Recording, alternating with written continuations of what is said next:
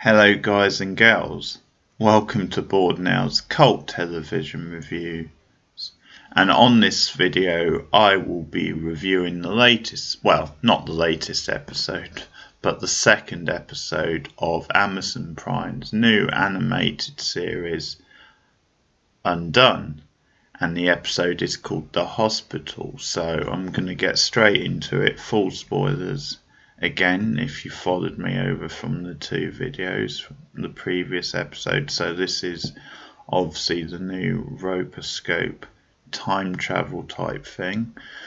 So in the previous episode we built to Emma's car crash, which happened at the end of the episode and sort of bookended the start and the end. And so she's now in hospital, which is where the title of this episode comes from. And so what basically happens is then she ends up in a sort of a time loop, and she's confronted with with her dead father, the Bob Odenkirk. Great start to the video. The Bob Odenkirk character. Or, as his porn name would be, Bob Odenkirk, I guess. But the guy out of Better Call Saul and other stuff. He's pretty great, to be honest. So, yeah, he's playing the dad, and she starts getting visions from him. He contacts her from the dead. And again, what this episode is doing is then it's a flashback. It's a look back into the past, getting to know their relationship a bit better, and it's sort of contrasting the father with the mother sort of thing, and the kind of relationship he had with Amma. And yeah, why it has left such a void, because you do see that Amma had a pretty great childhood with her father leading up to his, well, it's a disappearance / death sort of thing. And I think the idea is that he was missing for so long then he was assumed dead, or maybe just assumed that he'd left them for whatever reason.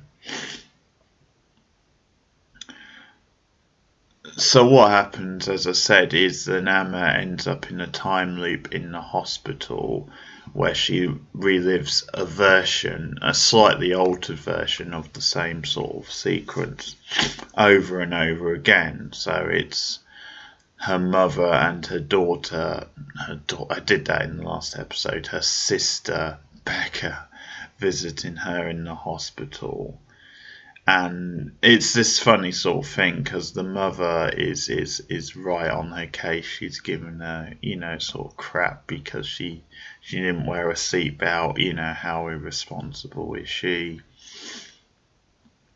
And not the best timing, to be fair, but she's really giving it to Amma. Whereas, the sister Becca is more sympathetic and more kind of making amends, because it obviously before the car crash it ended in a bad place between them. So it's kind of that scene in the hospital, in her hospital room, which Amma keeps revisiting in this loop. So the first flashback we have is then it's them playing at home, and it's the two sisters basically squabbling, and it's because I think it's Becca has borrowed something of Amma's, because Becca's like the younger sister. And it's driving the mother nuts, and they go into and it's shoes. It's either shoes or socks. I think it was socks. And so they squabble, and it immediately sets the father up as kind of this happy-go-lucky sort of jovial guy who, was always there to entertain the kids. But I think what it's showing you is the sort of good and the bad side of this. It's good that he then he was a lively character, then he could entertain them. essentially he could pick them up when they needed to, but also the fact that maybe part of that was just because that was convenient for him, and as a parent he didn't always know when to stop, maybe, so maybe he was a bit too carefree about it, and at times could have gave a bit more of a damn. But in this scene he does make them laugh. He even makes the mother laugh, and they sort of come together as a family. But yeah, the flashbacks, they show you the sort of bad and the negative of him. So they flash back to a Halloween night, which is going to become crucial later on. And it's when they're out trick-or-treating. It's like Amma and the father, and he basically leaves her on the street. He says, I'll be right back, I've got to go off. And I don't think he gives her an excuse, but he promises her he'll be right back, and leaves on the street, which is bad enough, but then he never comes back. That's the last Amma sees of him until now. She sees him in spirit form, or whatever it's meant to be, from the dead anyway. So as I said, she keeps reliving this loop with her sister and with the mother, and you get these subtle little details. So with the boyfriend, for example, Sam, who of course Amma split up with in the previous episode, she doesn't remember splitting up with him when she speaks to the sister, to Becca. And then there's the first time the loop happens, she has this conversation with what she thinks is a nurse, but then she's told, I think it's by the doctor or some. I'm pretty sure it's by the doctor. She's told, no, that was Sam, her ex-boyfriend, and she remembers it as being the nurse for the first time around. So it's the second loop when it's Sam, but she's like, where did he go, sort of thing. But Sam replaces the nurse in the second loop.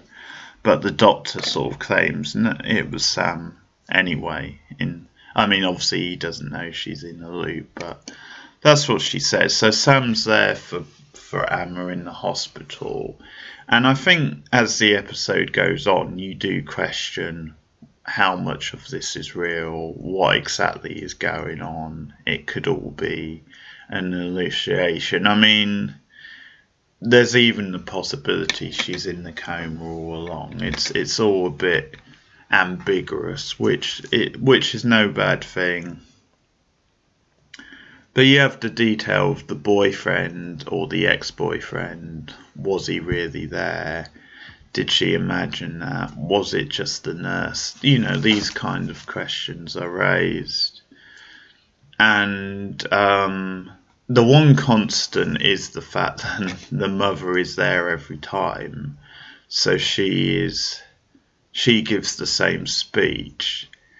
And I think in the style of these sorts of loops, it changes ever so subtly every time. And what I mean by that is Amma's reaction to what the mother is saying changes every time. So, she's got like this sort of juice type thing, and that becomes a topic, and the mother's obviously doing the same speech. And in one loop, the mother says, I'll get you some more juice, sort of thing. And in the final loop, Amma just storms out because she knows what's going to come. So, and she knows she has to try and stop the loop, so she just storms out, leaving the mother alone in the room. But yeah, it's an interesting detail then in the second loop, and for the rest of the loops, there's 3 or 4 overall, if I remember correctly. then Becca isn't in the room with her. It's just her and the mother. So there's in one of the loops, and this is even confusing me, but Becca's there in like the garden of the hospital. So at one point they're outside walking, and they're kind of, making up and making peace about the whole issue with the guy, and with the fact that, Emma seemed a bit jealous, or has been negative over Becca's, engagement to this other guy. So they make peace, but of course it's unreliable. It may not be happening. And so what we get in the later loops is then an Amma. Essentially, there's two Ammas fighting against each other, and they're trapped in this lift, the hospital lift, and they seemingly have to, press the right buttons or break the code to sort of get out of it. And there's again these fantastical sort of visuals of her hurtling through space, which is really great to look at, really grabs you. And so we're starting to get into the finer details now, which I think is when things are really cooking, sort of thing. And we get a sense of unreliable memory, unreliable narration. But it returns to the theme of the first episode with Amma, which is to do with choices, and with the fact that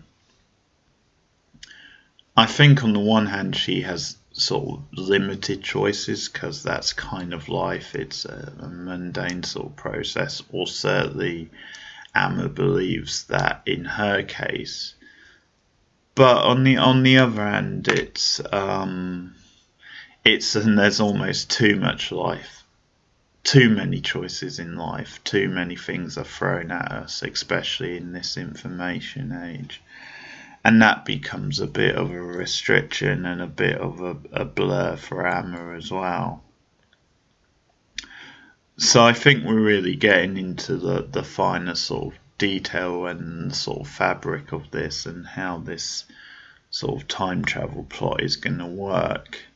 So the father reveals then all those years ago on that Halloween night, then he actually died. That's why he didn't come back. He said he died that night. And obviously Amma doesn't know what to do with this information. But, they're starting to bond a little bit. They're starting to have a bit of a heart-to-heart. But Amma's confused about all this. And essentially she does want to return. She does want to break out of the coma.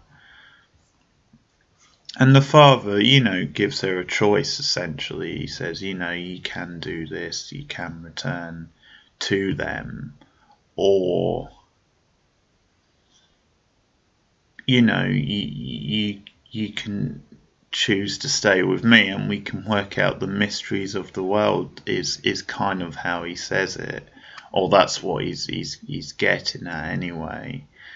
And he confesses, which is a real shocking moment. He confesses that it's actually him who caused the car to crash, caused Amma's car to crash, because he needed this time with her. He needed her help to figure out the mysteries of the universe, and to figure out each other's kind of answers and problems. So that's kind of the cliffhanger, the fact that he's saying, if you want to go back, I'll make it so, sort of thing. You can snap out of this coma and return to your sister and what have you. But he's almost painting it as a negative, as sure, you can go back to that boring life, the one you hate, if you like. But potentially there's a more exciting life out there in this alternate universe. So I think the assumption is then Amma has been in the coma all this time, so then she never woke up. But obviously the option is there for her to wake up. But you get the feeling, because we know the premise of the show, then she is going to go on this mission with her father to get answers about the past. So I think that's going to be the direction they go in the episode. So there you have it. Another pretty great episode. I really enjoyed it again, and they work well, I think, in like 22-minute chunks. So that's episode 2, called The Hospital. So if you've been watching Undone and you want to leave a comment below about how you feel the show's working out, what do you think of the animation? Are you engaged in the stories and the various ideas thrown up? What do you think of the characters? Just let me know your thoughts on the show in the comments below. Now, just a bit further detail. I normally put my Twitter handle, as they call them, in the comments below. But I will say, actually, I'll read it out to you. It's at Keith BE63758343. And I'll read that one more time. It's at Keith BE63758343. So that's my Twitter address if you want to look me up on Twitter. And you can do a couple of different things with that. You can either just, let me know what you think of the reviews and stuff on there. Or you can even ask me a question about the channel or any other sort of question on Twitter. Or even better, in a way, you can spread the love. If you like what I do here, you can maybe spread it a bit on Twitter with some of your friends. That would be most appreciated. But yeah, let me know your thoughts on this episode. You can also get me on Letterboxd if you want to check out my movie reviews and my sort of ratings and stuff like that. But just my diary, my film lists and stuff like that. And that is Bookhouse Boy 80 on Letterboxd. That's Bookhouse Boy 80. It's a Twin Peaks reference, folks, so you should be able to find me easily enough. But that's episode 2 of The Undone, and I should be back soon with episode 3. Thanks for listening, and goodbye.